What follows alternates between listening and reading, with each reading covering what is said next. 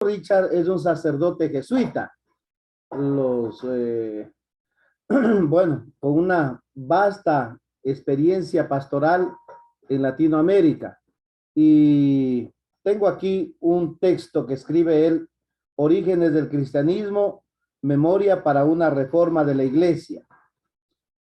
Y voy a leer la parte pertinente, ¿no? La parte pertinente que es importante entender, ¿no es cierto? La praxis de Jesús y su concepción del reino no habrían sido posibles sin una imagen de Dios totalmente diferente. Acuérdense qué imagen de Dios nos daba el Antiguo Testamento, lógicamente sin tomando en cuenta las diversas tradiciones del pueblo de Israel, ¿no es cierto? Las diversas tradiciones del pueblo de Israel, que no son las mismas, sí, que no son las mismas.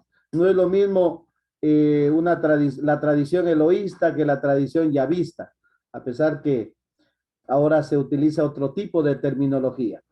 Pero la imagen que nos da Jesús de Dios es muy importante, sumamente importante para acercarnos de manera real al verdadero Dios de Jesús, al Dios de Jesús que es Padre y que es papá, en el estricto sentido de la palabra, ¿no es cierto? Papá. Solo podemos entender a Jesús a partir de su plena humanidad. Solo es posible entender a Jesús a partir de su plena humanidad. No es Dios el que nos revela a Jesús, es todo lo contrario. Jesús nos revela a Dios. ¿Sí? Nadie conoce al Padre sino el Hijo. ¿Cierto? Solo el Hijo conoce al Padre. Y nadie conoce al Padre sino el Hijo, y a quien el Hijo quiera dárselo a revelar, a conocer. Acuérdense que esa es la expresión pura de Jesús. Tanto en la cruz como en la resurrección, Jesús nos reveló su condición humana. Jesús murió en la cruz como un fracasado y abandonado de Dios. Jesús pudo haber descendido vivo de la cruz y su Padre igualmente pudo haberlo salvado de esa. ¿Se acuerdan que la oración de Jesús en el huerto de los olivos era así? Padre, si es posible, aparta de mí esa copa. O si es que esta copa puede pasar por mí sin que yo la beba, que se haga tu voluntad. ¿Sí? Ahí vemos a un Jesús tan humano. ¿Sí? Luego, nos sentimos también frustrados porque Jesús resucitado es un fantasma irrelevante que no muestra algún poder para hacer real el reino de Dios. Acuérdense ustedes, ¿sí? Que cuando Jesús se presenta resucitado, creen ver un fantasma y Jesús inclusive les dice, acérquense, tópenme. Un fantasma no tiene cuerpo, no tiene carne como ven que yo tengo. La resurrección es un acto histórico real, indudable. No pueden dudar, no podemos dudar de Jesús resucitado. Pero sin embargo, para las concepciones mesiánicas, para las esperanzas mesiánicas del pueblo de Israel, esto como que sigue siendo irrelevante, no tiene mayor significado. Los judíos esperan otra cosa. Y ahí vemos en Lucas, en el Evangelio de Lucas, y también en Hechos de los Apóstoles, en el capítulo 1, cuando le hacen la pregunta a los discípulos, ¿ahora sí vas a restablecer la soberanía de Israel? Eso es lo que esperan, la soberanía. Y ustedes saben que cuando se habla de soberanía, se habla de guerras, ¿no es cierto? Inversiones, conquistas de poder, tal como hacían los imperios, un imperio tras otro. Uno se sublevaba sobre otro y nosotros vemos la historia universal marcada por tanta masacre, tanta guerra, tanta sucesión de poder, ¿sí? O simplemente, ¿por qué? Por la ambición del poder imperial. Dominio de tierras, dominio de personas, grandes ejércitos, ejércitos armados, para combatir contra otros ejércitos, contra otros pueblos, y mientras más vasallos, más se afianza el poder de un imperio determinado. Sin embargo, todos los imperios han caído igualmente, por más que se han creído intocables. Cayó Egipto, cayó Asiria, cayó Babilonia, cayeron los medos y persas, cayeron los griegos, y cae también el imperio romano. Ya Jesús lo advirtió en el Evangelio de Mateo. ¿Sí? Todo poder caerá. ¿Sí? El sol, la luna, las estrellas, el universo entero se conmoverá. Es que la palabra de Dios, la palabra de Cristo, la presencia de Cristo que irrumpe en la historia es mucho más significativa, ¿no es cierto? Y más poderosa cuando entra en nuestra conciencia, y cada ser humano puede con sus ojos y con los ojos del corazón, podemos decir, contemplar a Jesús que viene poderoso, glorioso sobre las nubes del cielo. ¿Sí? Lo que en ese tiempo sobre las nubes del cielo están los poderes imperiales que nos someten, que nos dominan, pero desgraciadamente eso es lo que nos encanta. Hoy veíamos cómo el pueblo pide un rey, ¿no es cierto? Samuel les explica cuáles serían las consecuencias del rey, del reinado. Sin embargo, a pesar de saber a lo que se mete el pueblo acepta, el pueblo quiere ser dominado, el pueblo quiere ser aplastado por estos poderes temporales, como que es irrelevante lo que el profeta en nombre de Dios habla. La respuesta a estas aserciones la encontramos cuando vemos a Jesús a partir de su plena humanidad. El Papa Juan Pablo II daba un mensaje lindísimo a los jóvenes y les señalaba la cruz. Ahí está el poder del amor. Cuando Jesús estaba clavado, parecía impotente, ¿no es cierto? Parecía que no podía nada, como que todo se fue al tacho, la basura, todo se acabó. Mentira. Desde la cruz, Jesús nos demostró cuál es el sentido y la plenitud del verdadero amor, que significa entregar la vida para generar más vida. La vida no se entrega para matarla, para borrarla, para aniquilarla. La vida se entrega para generarla. Sí, por eso el texto de Juan 14, cuando dice, ha llegado la hora en que el Hijo del... A ver, no. Sí, sea glorificado. Dice, les aseguro que si el grano de trigo que cae en tierra y no muere, queda infecundo. Al contrario, no morir nos hace infecundos. Morir nos hace fecundos. Nos hace vivir de nuevo, nos hace que la vida se genere, que la vida se renueve, que la vida siga para adelante. Jesús no descendió de la cruz, ni su Padre lo salvó de la crucifixión, para hacer visible a nuestros ojos que Jesús moría como cualquier hombre condenado a muerte. Todo lo contrario, el rey sube a la cruz para reinar desde el dolor, desde el sufrimiento, desde el amor. Al contrario de los reyes terrenos, que se bajan de la cruz, se acomodan para dominar, para aplastar, para matar. Ese es el sistema del mundo, ¿no es cierto? El rey, en cambio, no se bajó de la cruz. Cuando al Papa Juan Pablo II le decían, viejo inútil, ya renuncia, ya no sirves para nada, enfermo, ni siquiera vas a caminar, el Papa Juan Pablo II, de manera muy sabia, respondía, Jesús no se bajó de la cruz y yo no me voy a bajar, voy a estar hasta el último aquí. Y murió, ¿no es cierto?, siendo papa. Él hasta el último estuvo ejerciendo su pontificado. Él lo asumió así, como una tarea, como una misión que Jesús le dio desde la... Por eso las palabras del Papa Juan Pablo II siempre son palabras de la cruz. Sí, mirad la cruz. El poder radica en la cruz. El amor radica en la cruz. La misión está sintetizada en la cruz y tiene su plenitud en la cruz. ¿Sí? Cuando todos te abandonan, hay alguien que no te abandona. No te abandona. Dios, que es Padre, y no te abandona. María, que es Madre, y no te abandona la iglesia, que está siempre al lado tuyo, representada por el discípulo amado. ¿No es cierto? El discípulo amado, la iglesia que nunca nos va a dejar solos a nosotros. Jesús, con todo su poder, no se liberó de la cruz por fidelidad a su condición humana. ¿Por qué Jesús no se bajó de la cruz? Hasta el mismo ladrón le dice, si eres el Hijo de Dios, bájate de la cruz para creer. El problema es que nosotros creemos en los opresores. Bájate de la cruz.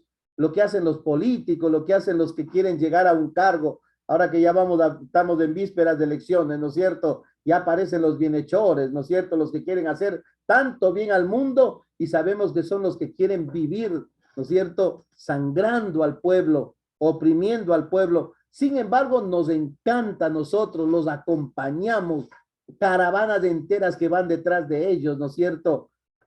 Cuando sabemos que esos son los que nos van a aplastar. Aquí está, ¿no es cierto? Jesús, por fidelidad a su humanidad, no se bajó de la cruz. Murió como todos los sentenciados a muerte por la ley romana. Igualmente en su resurrección, Jesús pudo presentarse corporalmente y con poder ante el Sanedrín para decirle, a ver, se quedaron con la nariz larga, ya estoy vivo, aquí estoy, ahora vuélvanme a matar a ver si pueden. Ya no van a poder matarme, no. Jesús no utilizó ningún recurso de su poder divino. Eso dice la carta de San Pablo a los filipenses, ¿no es cierto? Estas tres palabras, algún rato las escribo cuando tenga el lápiz el lápiz óptico, me trae el hermanito Juan Zorrilla el lápiz óptico, ahí escribo. Kenosis, sincatábasis y anaquefalaiosis. Son tres palabras, ¿sí? Kenosis, abajamiento, ¿sí? Kenosis, Dios decide bajar, asume nuestra condición humana, asume la condición de esclavo y por eso Dios lo glorificó. Anaquefalaiosis, lo puso por encima de todo, ¿sí? Por encima de todo. Eso significa recapitulación, recapitulación, revolver, ¿no es cierto? Capita, cabeza, volver a poner todo, poner a Jesús como cabeza de todo. Jesús es la cabeza universal, así lo quiso Dios. ¿Pero por qué? Por su humildad, porque no escatimó su condición de hijo de Dios mismo, sino al contrario, se rebajó. Y por eso Pablo invita a la comunidad de Filipos, y claro, como son cartas universales, nos invita también a nosotros a asumir la misma actitud.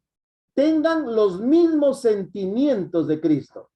Tengan los mismos sentimientos. La palabra griega es pronesis, la misma pronesis, que son las opciones, ¿sí? No quiere decir que todos hagamos lo mismo, pero a la final el proyecto de Dios cuando escuchamos es único. Es lo que aprendimos también hoy en el curso de sinodalidad, ¿no es cierto? No es poner en democracia a ver cuál de las ideas prevalece más. A ver, tres piensan contra dos, entonces los tres tienen razón. Así no se maneja la iglesia. La iglesia se maneja como sinodalidad, escuchando la voz de Dios en oración para discernir lo que Dios dice y lo que Dios quiere hacer en la historia, para no estar negociando entre nosotros qué vamos a hacer o qué no vamos a hacer, o cuál es la mejor propuesta o cuál es la peor propuesta. No, simplemente nace de la escucha de la palabra, de la voz de Dios para poder tomar las mejores decisiones, ¿sí? Para tomar las mejores decisiones. En ese sentido se habla también de jerarquía. No porque el obispo o el papa o el párroco piensen mejor que el resto de gente. No, no, no. No se trata de eso, sino porque todos, obispos, papa, sacerdotes, laicos, catequistas, todos los seres humanos, abrimos nuestros oídos a la voz del Espíritu Santo para poder discernir los signos de los tiempos. Ahí podemos nosotros encontrar una verdadera respuesta y eso es sinodalidad, ¿no es cierto? Eso es sinodalidad. Igualmente, ahora, en su resurrección, Jesús pudo presentarse ante las autoridades, ¿no es cierto? Sin embargo, no lo hizo. ¿Por qué no lo hizo? Por su fidelidad a la condición humana, a su condición humana. Es la misma razón, ¿sí? No se bajó de la cruz, ¿por qué? Por su fidelidad a su condición humana. No se presentó glorioso, resucitado ante las autoridades para decirle, miren, ya estoy resucitado, ahora sí me tienen que servir un cafecito a mí. No, no se presentó así. ¿Por qué? Por su fidelidad a su condición humana. Jesús resucitado no hizo ninguna demostración de poder. Por eso, ustedes ven que a la final, en esencia, resucitado se aparece solamente a quienes, a las mujeres, las más vulnerables, más débiles quizá, porque no eran tomadas en cuenta en la sociedad de la época, no porque por naturaleza, perdón,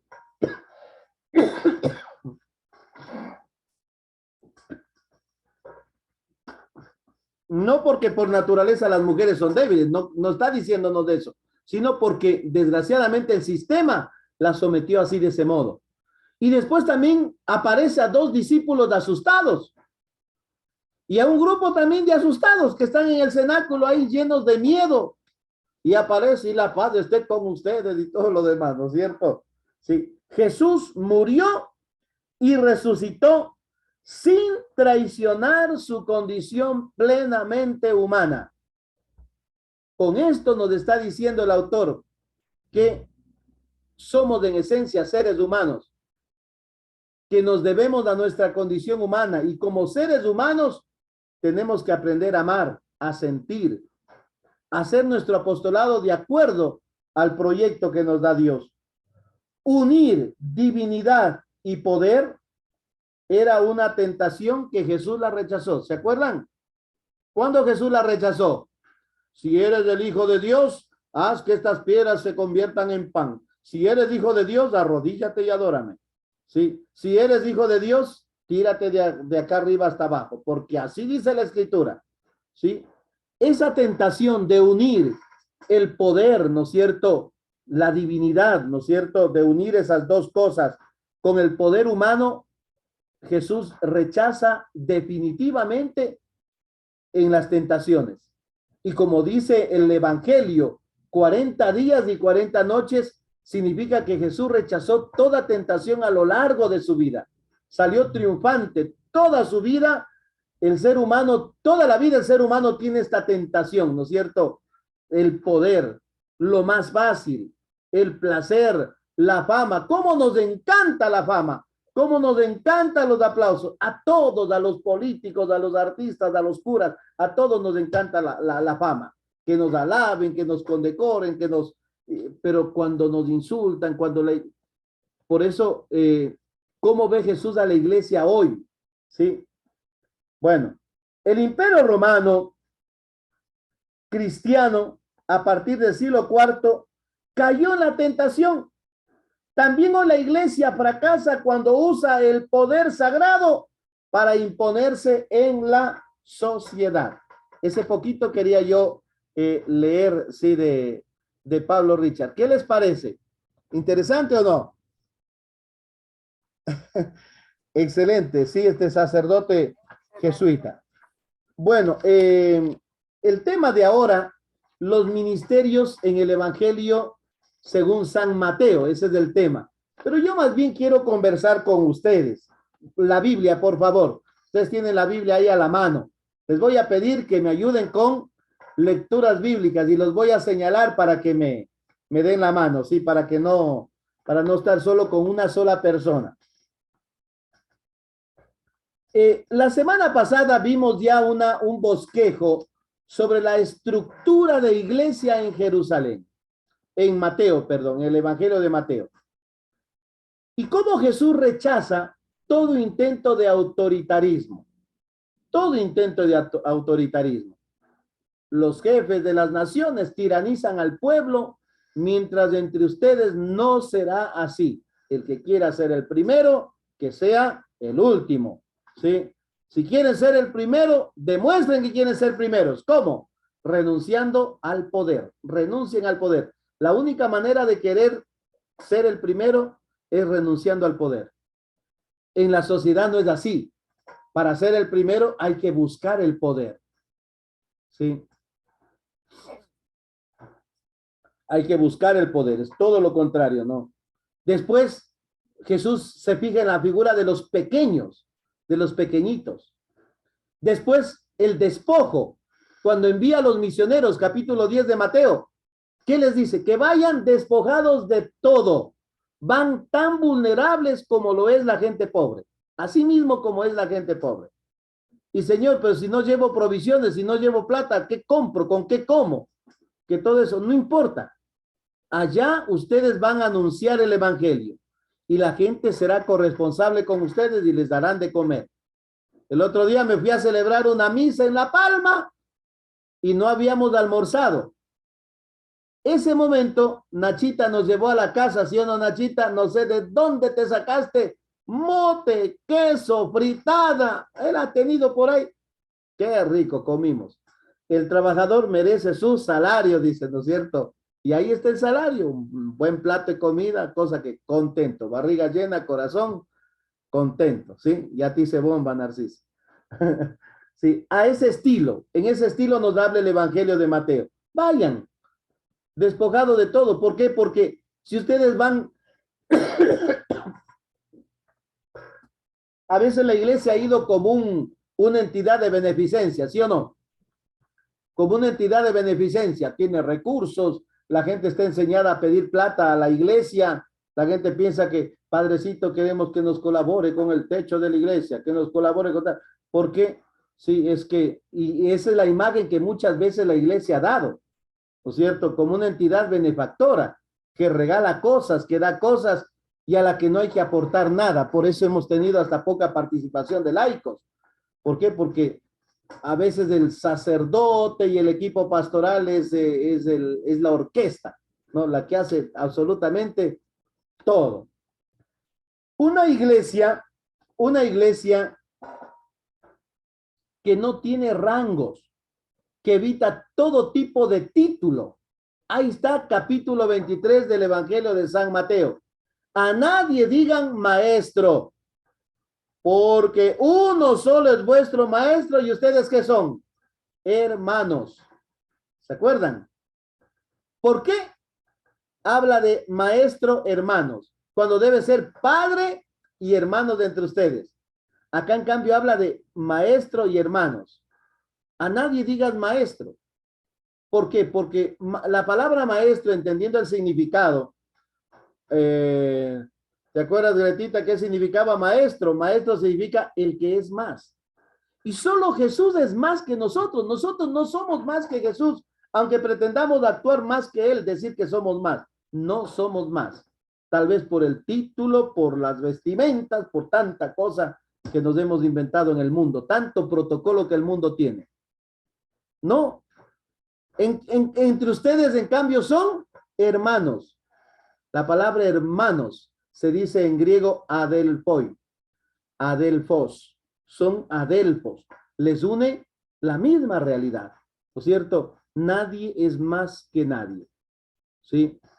Después, a nadie digan padre, porque uno solo es vuestro padre. El problema es que esta palabra padre tiene una realidad implicativa. A ver, puedo decir padre, el padre es el que sostiene la tradición y que las cosas se mantengan a rajatabla, como dice la ley, y nada cambia. Decir padre significa aquí nada cambia. La sociedad patriarcal es la sociedad de la imposición, de la tortura, del dolor, del sufrimiento, ¿no es cierto? Sí, lo que nos decía ahora con la parábola, ¿no es cierto? ¿Se acuerdan del hijo de Gedeón? Sí, la parábola del hijo de Gedeón en el libro de Josué, ¿sí? El hijo de Gedeón. ¿Qué pasa aquí? Perdón, el libro de los jueces. ¿Qué pasa con esta parábola? Habla de la espina, ¿sí? San Pablo también de forma será parabólica. Unos dicen que es parábola, otros dicen que es una enfermedad que tenía Pablo. Pero la espina, que significa dolor. A la final, en la vida muchas veces nosotros generamos dolor, pero ahí estamos, ¿no es cierto? Siempre ahí estamos. Sí, la parábola. A nadie digas guía, porque uno solo es vuestro guía. Es el Cristo. Él es el guía. Y curiosamente, la palabra guía en griego se dice catequetes. Verán, y de ahí viene la palabra catequista. O sea, en otras palabras, a ver, catequista, está diciendo, a nadie digas catequista. ¿Qué les parece? Si tomamos fundamentalistamente el texto como los protestantes, Así como fundamentan en Mateo 23 para decir que a nadie hay que decir padre, que no digan padre a los curas. Entonces aquí también usted fundamente. A nadie diga catequista, porque aquí dice que nadie... Catequetes.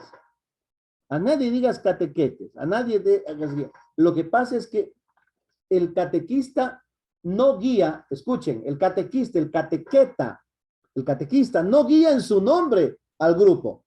Yo soy catequista y no guío en mi nombre al grupo. Yo estoy dando un mensaje que no es mío. Yo simplemente soy instrumento de ese mensaje, portavoz de ese mensaje. ¿Sí?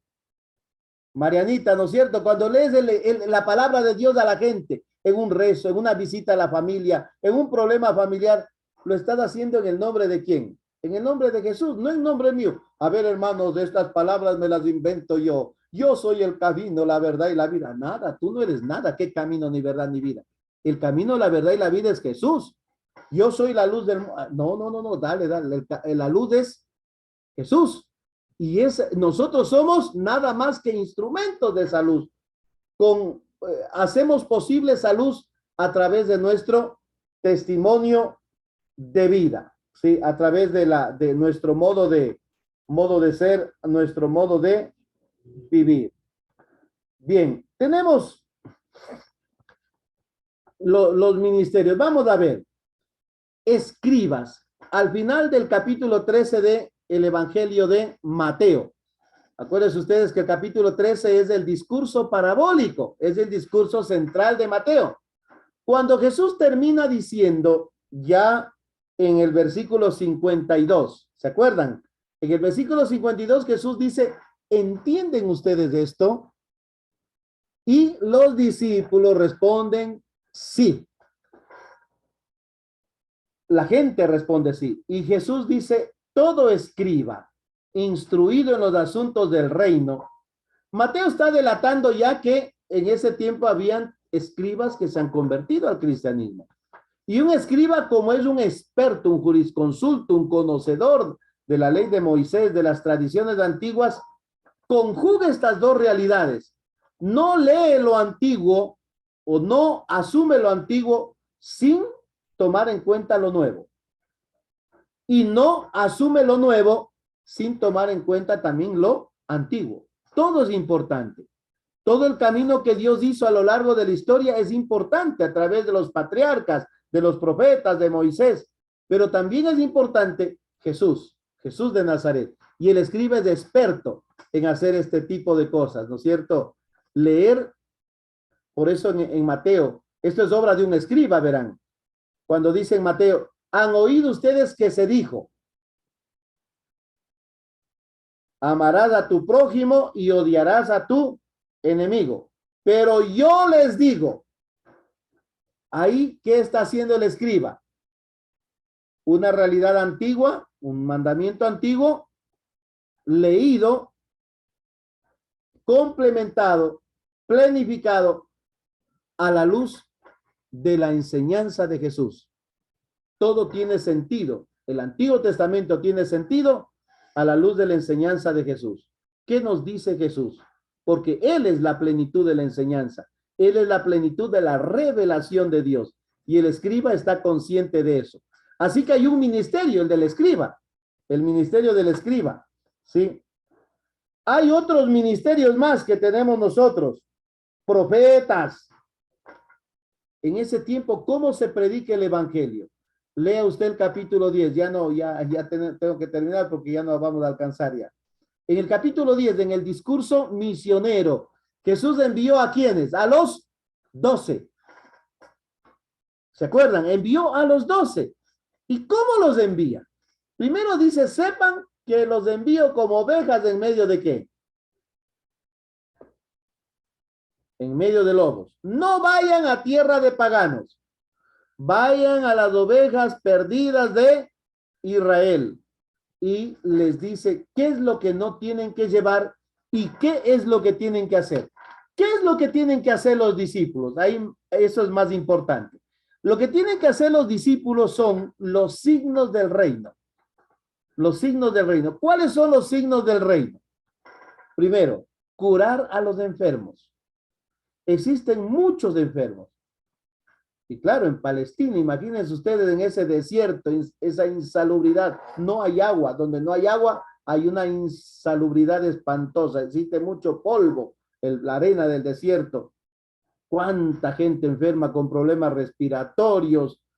Yo, en cambio, no por el desierto estoy con este problema respiratorio. Yo estoy vuelta porque cuando era más guama me sabía gustar ir a la pesca y día entero ahí mojándome.